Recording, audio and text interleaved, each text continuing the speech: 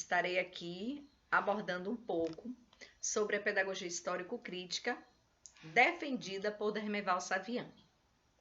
Bem, no meu vídeo anterior já apresentei algumas teorias pedagógicas contemporâneas, né, nesse contexto, e agora eu vou estar especificamente falando da pedagogia histórico-crítica. Bom, o Dermeval Saviani, ele pontua que a educação é um fenômeno próprio dos seres humanos, ou seja, não há nenhum outro ser vivo que necessite da educação. Um bebê, desde o seu nascimento, ele depende especificamente de um adulto, e não é qualquer adulto, é um adulto social, um adulto que já saiba cuidar tão bem desse bebê, no sentido de atender às suas necessidades, sejam elas fisiológicas ou não. Então, ele pontua que a educação é especificamente humana, né? E isso é o que diferencia os seres humanos dos demais seres vivos. Haja vista que só o homem que necessita de educação. E quando nós estamos falando de educação, não estamos falando só a educação escolar. Nós estamos falando de educação em todos os sentidos, né? E este homem, ele é diferente também dos outros seres vivos, porque ele adapta a natureza a si próprio e a transforma. Os demais seres vivos, eles não precisam transformar uma floresta, por exemplo, para poder morar nela. Mas o ser humano, onde ele estiver, ele estará fazendo as suas adaptações de modo que atenda às suas necessidades. E tudo isso se dá por meio do trabalho. O trabalho é uma ação essencialmente humana, é uma ação adequada a finalidades, é uma ação em que tem objetivos. Eu estou sentada em uma poltrona porque alguém um dia criou a cadeira. Pela necessidade que o homem teve, ele criou, assim como criou os vários outros objetos, né, infinidade de coisas que o homem criou. Mais um exemplo.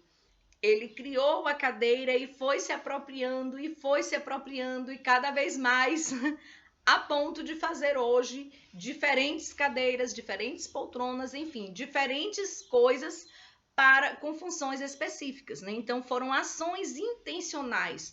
Nós realizamos ações intencionais, sejam no campo da educação escolar ou não.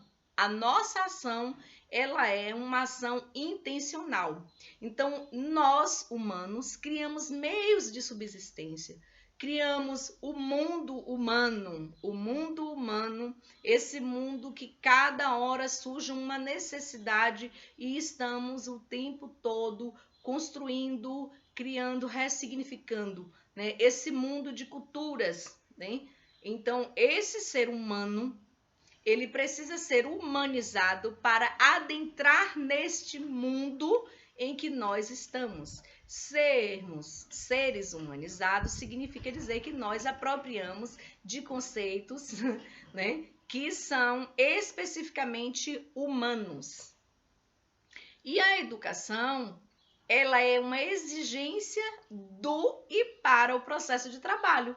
Porque, afinal de contas, para fazermos qualquer coisa, nós necessariamente estamos exercendo qualquer que seja um tipo de trabalho, né? E aí o Dermeval Saviani, ele vem pontuando que existem diferenças, né? Existem aspectos que são trabalhos materiais, e aí eu dei um exemplo prático da cadeira, é um trabalho material, e existe também a categoria de trabalho não material, né? No campo, no que diz respeito ao mundo, esse mundo que ele fala que é o homem, é necessariamente um homem, a sua essência é o trabalho. Então, esse trabalho não material está situada a educação. E por que esse trabalho, né, na educação é um trabalho não material? Nós trabalhamos com ideias. Nós não trabalhamos com algo concreto, palpável. Nós trabalhamos com ideias, nós trabalhamos com conceitos. E a educação escolar, segundo ele, ela é também não material, e ela é não material porque nós precisamos do professor e do aluno ao mesmo tempo para produzir a aula e ao mesmo tempo consumir. Quem produz a aula? O professor. Quem consome a aula? O aluno. Ato de produção e ato de consumo concomitantemente. Eu não tenho como dar aula se eu não tenho ninguém para dar aula. Assim como, se eu não compareço à minha aula naquele dia e hora marcados, os meus alunos não consumirão a minha aula porque eu não estarei. Então, ato de produção e ato de consumo. A presença do professor e a presença do aluno ao mesmo tempo, concomitantemente. Então, e nós trabalhamos com o quê? Com ideias, com valores, conceitos, né? Então, esses conceitos nós não apalpamos, nós trabalhamos no campo intelecto. Hábitos, atitudes, habilidades, nós não apegamos, nós não as vemos, mas nós falamos, né? Em todos esses signos, né? Em todos esses signos, trazendo o que é signo? Palavra dotada de significado, né? Então, todas essas palavras que eu falei até agora são signos, porque eu falei de valores, você já tem ideia o que são valores. Eu falei de conceitos, você já tem ideia também o que são conceitos. Então, são signos, né? Então, esse trabalho não material, nós não trabalhamos com algo palpável. Embora eu tenho aqui, por exemplo, o livro do Dermeval Saviani, que vem falando exatamente isso que eu estou falando para vocês. Este livro, embora ele tenha ideias do Dermeval Saviani, ele se materializou aqui enquanto matéria física, porém, neste livro tem ideias. Ele é não material.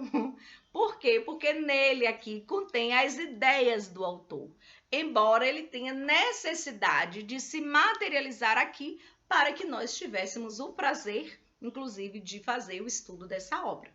Então, a educação, ela é um trabalho não material.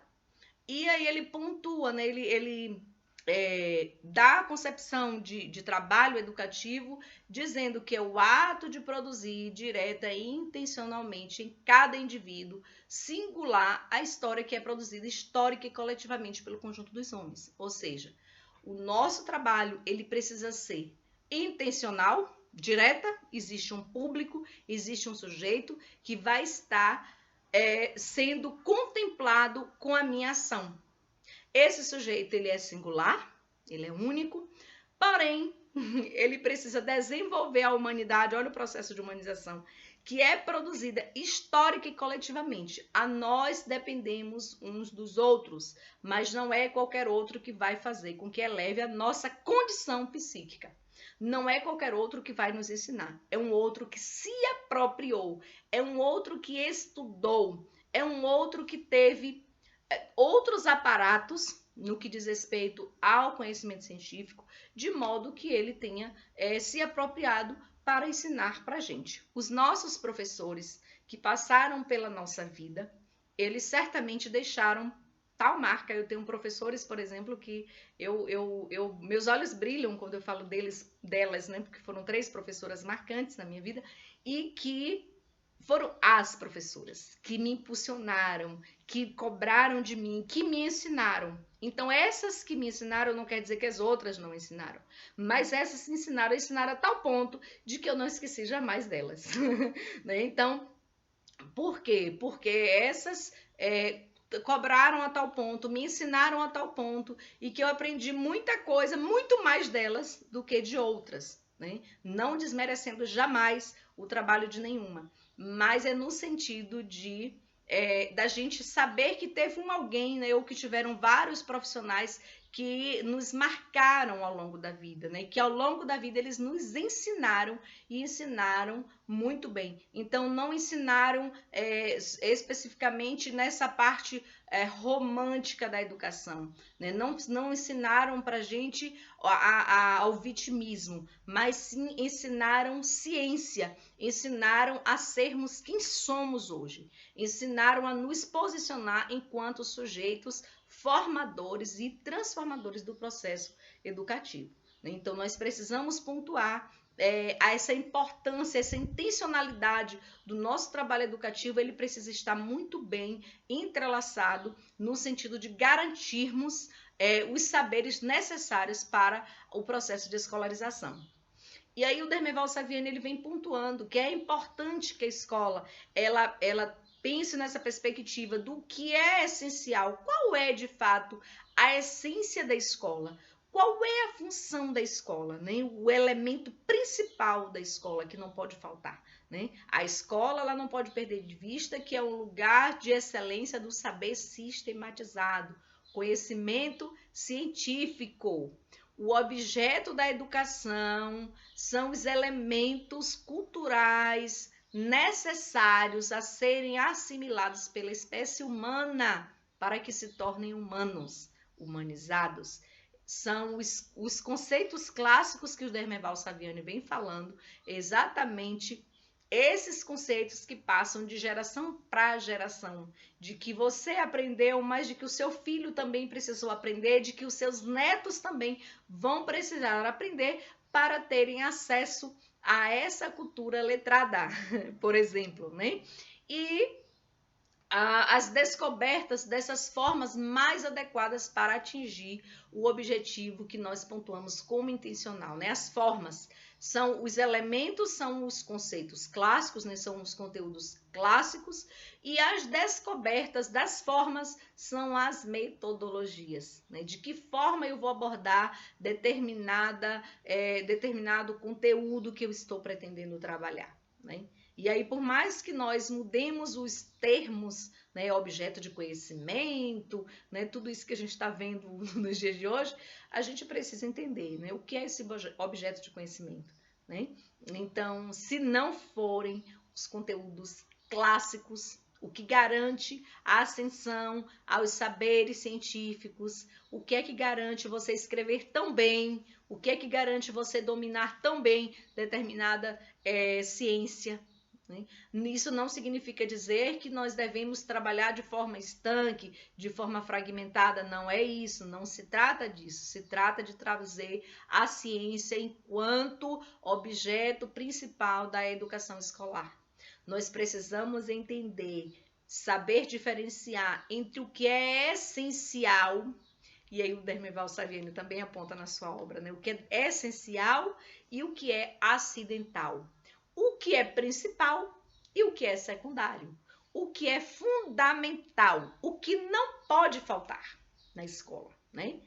E o que pode faltar. Se vier a faltar, não vai fazer tanta falta assim. E aí, na sua obra também, ele vem falando, né, vem citando um exemplo muito, muito prático, para que nós refletimos, nesse momento estamos refletindo sobre currículo, sobre todas as questões, né, pertinentes da educação, e imagine que se nós pensarmos desde o início do ano, né, quantas semanas, quantas comemorações, quantas palestras disso, palestra daquilo, evento disso, evento daquilo na escola, e que às vezes acaba deixando de dar a minha aula, né? Eu deixo de dar a minha aula porque vai ter uma atividade no pátio da escola, e porque vem não sei quem, e todo aquele burburinho. E eu fico pensando, onde está a minha aula? Cadê a minha aula? Quando eu vou dar aquela aula? Ah, mas tem no dia seguinte. Sim, e se no dia seguinte acontecer uma outra situação? E nós vemos que durante o ano, né, quando ele pontua, né, as comemorações, a gente vai ver que tem comemorações o ano todo. Nós vamos ver que tem palestras, tem lugares que tem palestras quase o ano todo. E aí, na obra dele, ele pontua: as semanas e depois ele diz: chegamos em novembro e constatamos o seguinte: teve tempo de fazer tudo, né? A escola teve tempo de comemorar, de fazer todos os tipos de comemoração. Ele ainda fala assim, né? Todos os tipos de comemoração. Teve-se tempo para tudo, menos para ensinar aquilo que é realmente essencial a escola fazer, né? O ensinar os conteúdos clássicos, o ensinar de fato esses saberes sistematizados que nós sabemos que são tão essenciais para a aprendizagem, que sem eles nós não vamos conseguir, inclusive, ler sequer um cartaz que possa estar diante da gente, diante dos nossos olhos, e a gente não vai conseguir dar conta. Então, é importante a gente refletir. Isso não quer dizer, e aí também ele enfatiza, não significa dizer que não se pode fazer nenhum tipo de comemoração. Não é isso. Se trata de dar lugar a exatamente o que é principal, o que é essencial a escola trabalhar. Esse acidental, esse acessório, ele só tem sentido se nós fizermos um entrelaçamento com os essenciais, né? Nós temos aí os temas intercurriculares, né? Se nós pegarmos todos esses intercurriculares e entrelaçarmos aos conteúdos clássicos e darmos esse sentido e darmos essa relevância do clássico e paralelo a ele os intercurriculares, fazem sentido. Fazem sentido por quê? Porque fazem parte da nossa vida. Mas não podemos deixar de lado ou dizer, vamos deixar para lá o que é essencial e vamos trabalhar com isso aqui, porque isso aqui é mais gostoso, isso aqui é mais prazeroso, isso aqui o menino vai amar. Sim, ele vai amar. Mas existem momentos que ele amando ou não, ele gostando ou não, eu preciso, enquanto profissional de educação, ensinar para ele a importância daquilo para a vida dele. E não é para a vida quando explicar onde é que eu vou usar cada coisa. Então, dar vida a esses conceitos que são clássicos não significa desmerecer a espontaneidade da criança, não significa desmerecer o interesse dele, não significa deixá-lo fazer, dar autonomia a fazer, não. Significa que para que eu tenha autonomia, para que eu torne isso interessante, eu preciso saber a importância disso na minha vida. Quando eu torno importante, eu vou entender que o que estou trabalhando, o que o meu aluno está aprendendo, ele já sabe qual é a relevância para isso. Talvez se eu propusesse um momento de estudos para todos nós dessa obra, ou até, quem sabe, até de uma obra maior, ia dizer logo, olha, passar as folhinhas e dizer, nossa, esse livro é muito grande, muito grosso, muitas páginas para ler. Mas eu preciso te dizer a importância de cada coisa. Por que que eu preciso ler o livro? Por que que hoje eu consigo trabalhar tranquilamente, digamos, com esse livro daqui, com o que eu estou falando com você? A abordagem que eu estou fazendo é baseada nesse livro. Mas eu poderia chegar e ficar folheando e dizendo, olha, tal lugar assim, assim.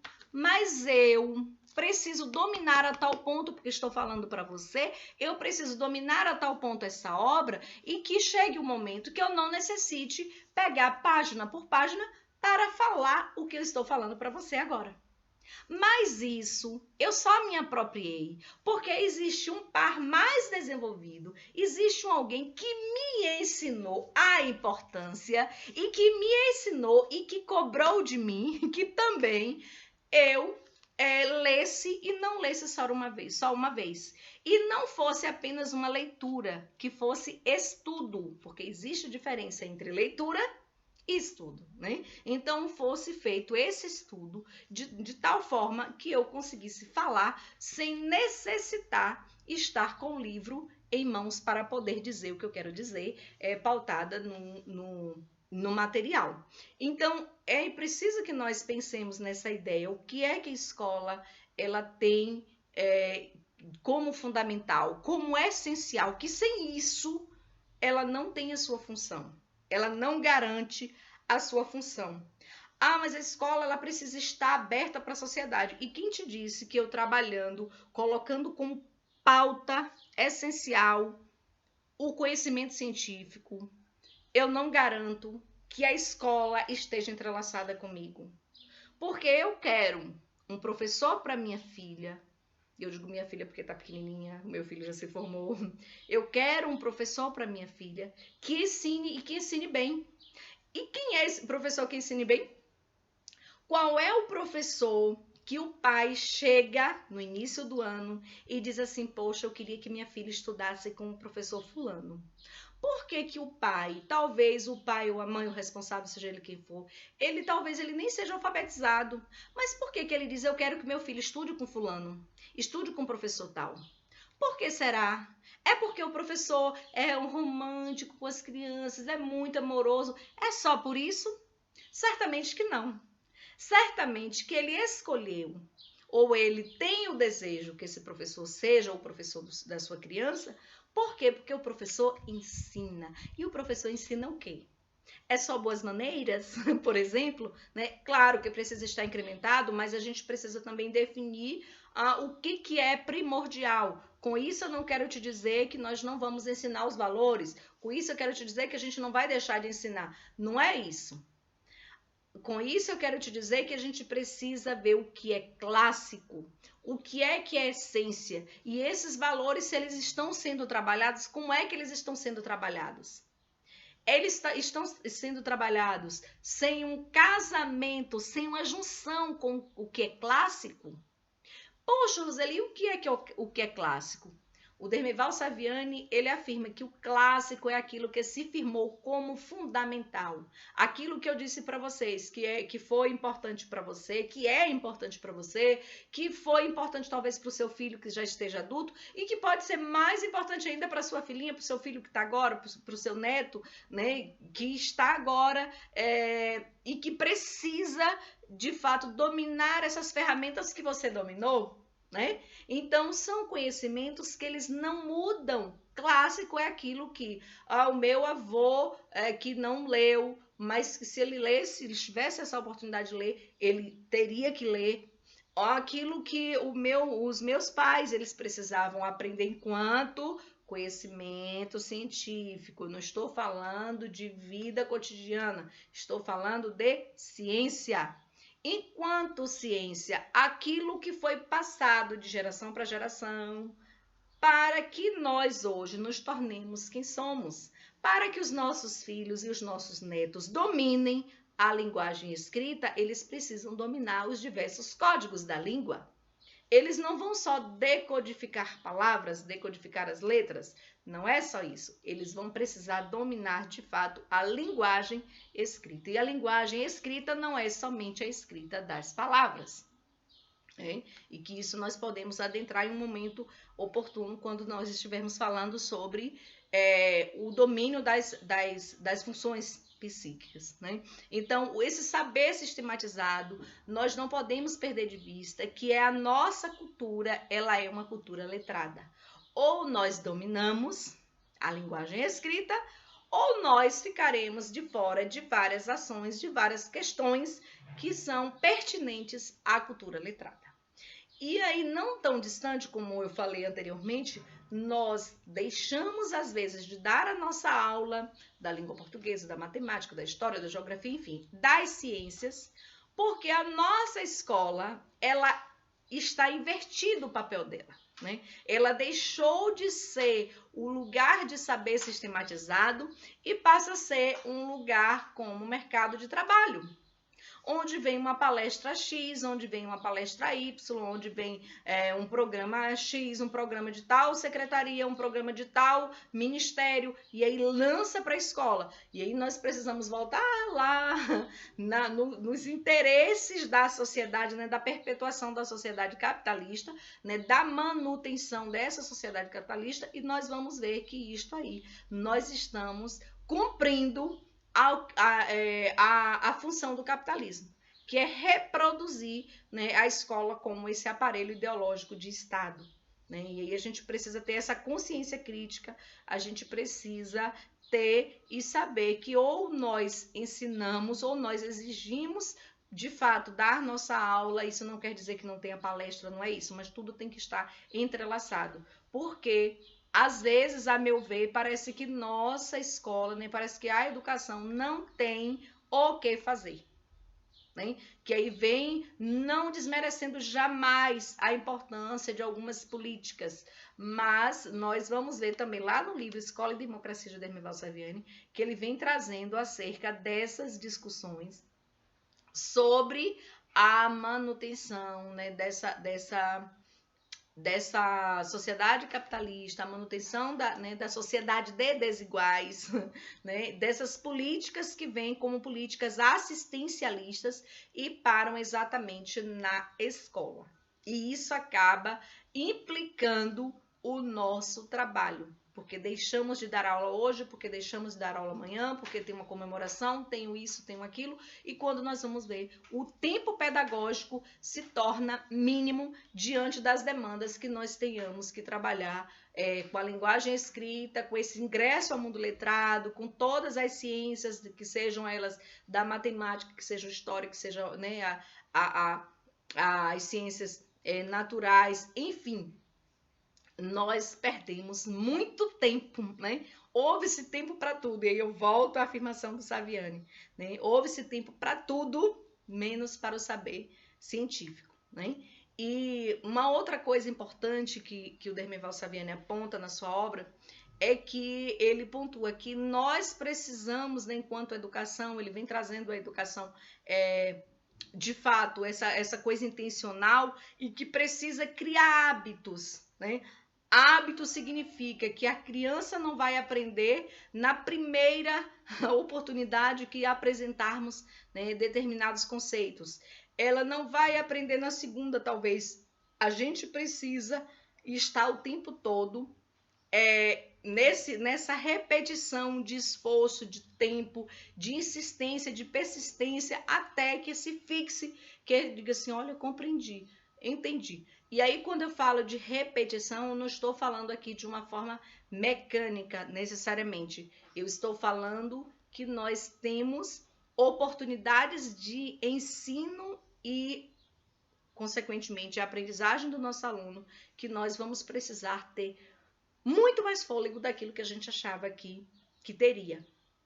Por quê? Porque nós entendemos que cada um de nós é único, cada um de nós tivemos as oportunidades de aprendizagens diferentes, né, um do outro, e nós precisamos entender que nem sempre o que você ouve é o mesmo que eu também ouvi.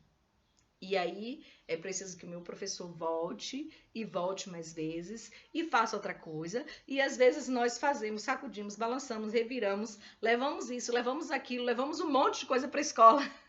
E talvez o nosso aluno diz assim, professora, eu não entendi. E aí a gente precisa respirar, ganhar fôlego e dizer, olha, vamos seguir, vamos voltar amanhã, né? Eu preciso caminhar. Então vamos voltar amanhã e depois até que a gente consiga de fato que esse esforço, que esse tempo, que essa insistência, que essa persistência, de fato, ela, de fato, aconteça.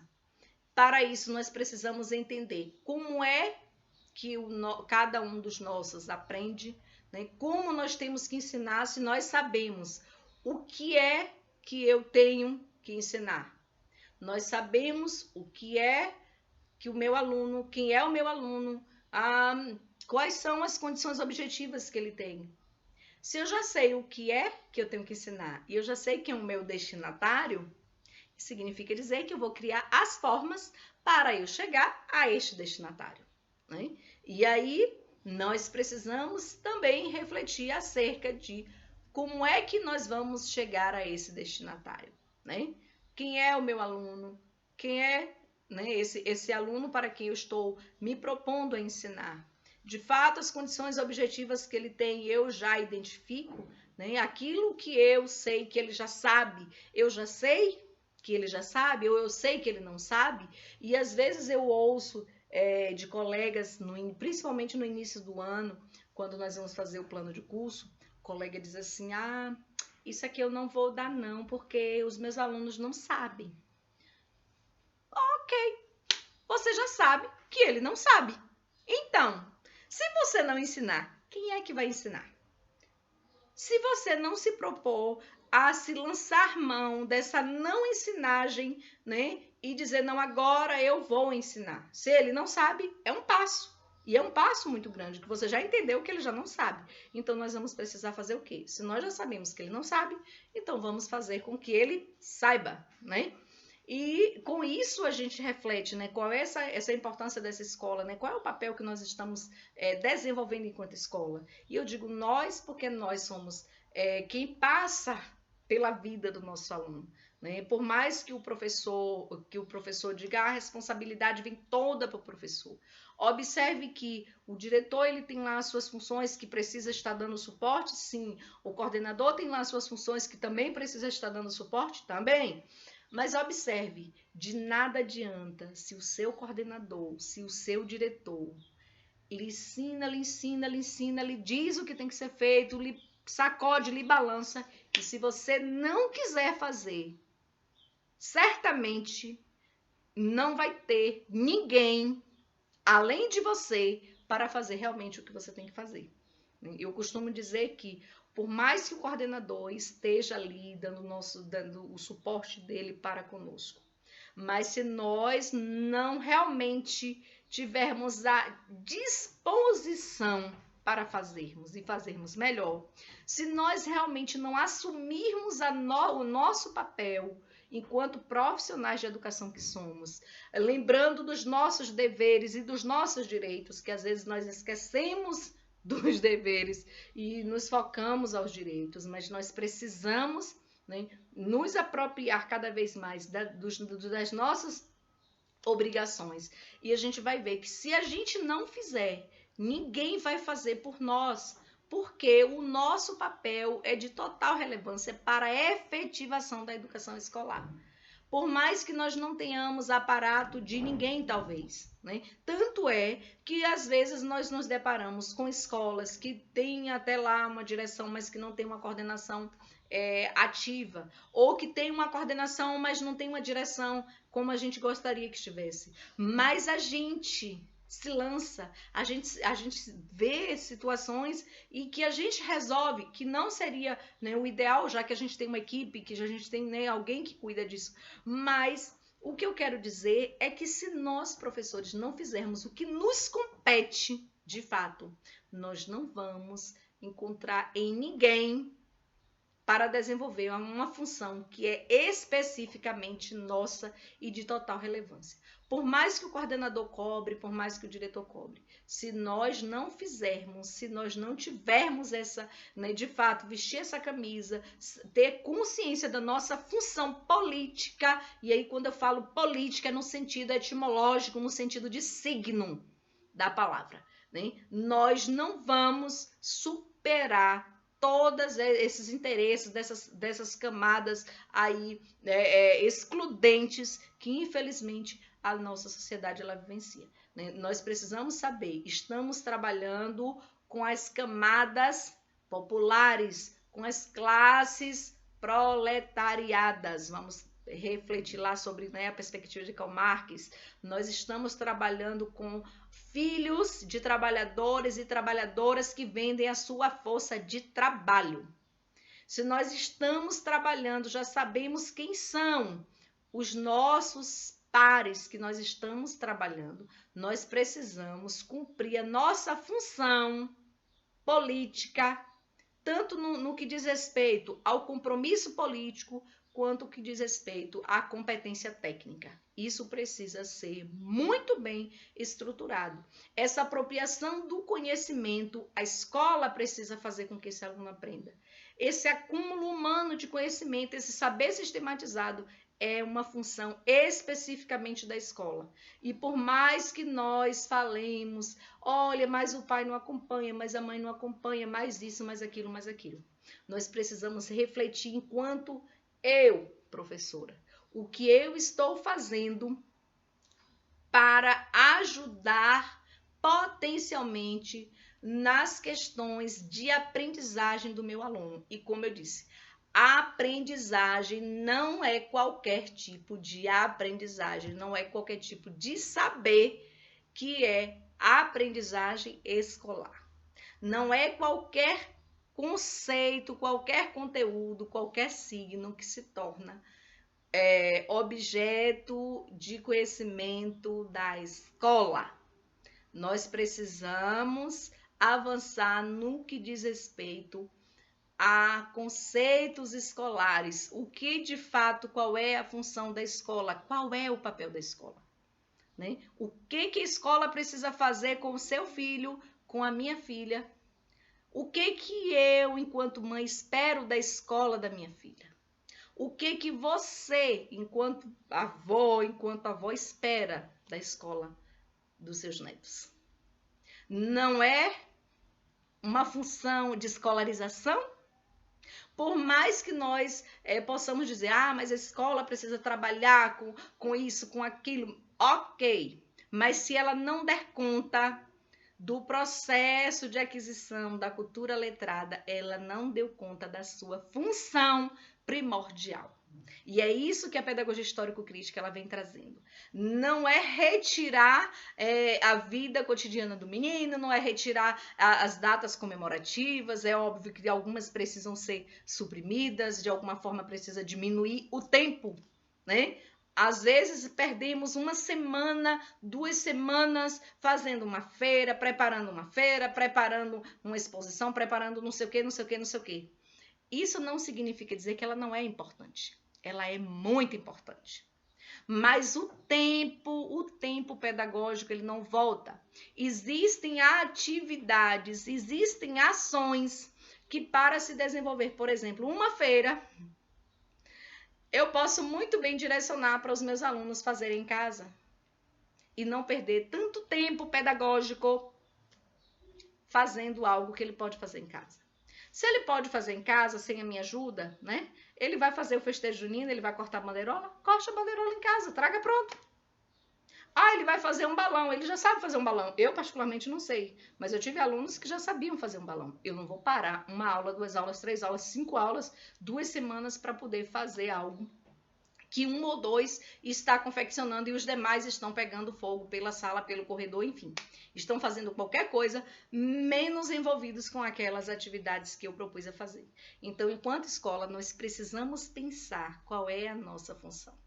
De fato, estamos dando conta daquilo que é primordial, né? De fato, estamos dando conta daquilo que a gente garante para a nossa geração, né? Para os nossos descendentes, né? Para o meu filho, para o meu neto, para minha filha, para as minhas netas, para os meus sobrinhos, enfim, né?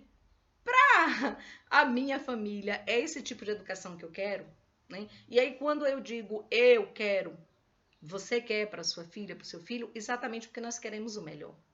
Mas nós queremos o melhor para os nossos e para os demais, né? E para os demais. Então, nós vemos muitas coisas aí e que ficam, às vezes, no mundo das falácias, né? No mundo das ideias, simplesmente. E essas ideias, elas precisam se materializar naquilo que eu chamo de, às vezes, no discurso é muito lindo, mas na prática eu faço diferente. Então, a gente precisa unir aquilo que nós teorizamos com aquilo que nós colocamos no chão da nossa escola. Pensemos na educação que nós estamos oferecendo para a gente dar o salto qualitativo e a gente conseguir fazer uma educação melhor, né? Que sejamos melhores para essa geração que está aí. Porque eu costumo dizer, os nossos alunos que estão hoje com a gente, amanhã, eles serão os profissionais que estarão cuidando dos nossos filhos, cuidando da gente, né? É o médico, é o advogado, é o frentista, é o atendente de caixa, é o professor. Seja ele quem for, é o gari, qualquer que seja o profissional que estará cuidando da gente quando a gente estiver velhinho, serão os nossos meninos que hoje estão com a gente, né? Então a gente pensa sobre isso. É uma preocupação, eu me preocupo. né? Quem vai cuidar de mim quando eu estiver velhinha, né? O médico que estiver me atendendo, né? Enfim, qualquer que seja a área, eu digo médico, eu digo várias profissões que são, né, pessoas que lidam diariamente, enfim, né? Quem são os profissionais que estarão? E aí, pelo fato de estar nesse contexto, né, hoje, e médico, então é a gente saber, né, esses profissionais que estarão daqui a alguns anos na educação, são os profissionais que hoje não sabem para onde vão. E nós temos hoje jovens que não têm perspectiva nenhuma de futuro. Nós temos hoje crianças que saem dos anos iniciais sem serem alfabetizadas. E às vezes nós dizemos, depois ele aprende. Agora então que o primeiro e o segundo ano, nem só a reprovação no segundo ano, o que ele não aprendeu agora, ele vai aprender depois. E esse depois pode ser que ele não aprenda nunca. E pode ser que ele tenha grandes dificuldades na vida exatamente porque ele não aprendeu ali e agora. Então, o que pudermos ensinar hoje, vamos ensinar hoje. Quanto mais nós ensinarmos, mais a criança vai aprender. O tempo não é o tempo cronológico, e aí uma outra discussão que iremos abordar em um outro momento, né? A periodização de desenvolvimento psíquico da criança, né? Do adolescente, do adulto, idoso, enfim. Esse período de aprendizagem, ele não está atrelado ao tempo cronológico. Quando a gente consegue dar esse salto qualitativo de entender o tempo de aprender não requer necessariamente, não está vinculado à idade. O tempo de aprender é aqui e agora. Eu só preciso que alguém me ensine. E se alguém me ensinar, eu vou aprender. Se alguém não me ensinar, certamente eu vou ter, talvez, dificuldades de não aprender nunca na vida. Porque alguém não me ensinou. Porque alguém olhou para mim e disse, esse daí não tem jeito. Eu preciso acreditar no meu aluno. Você precisa acreditar no seu.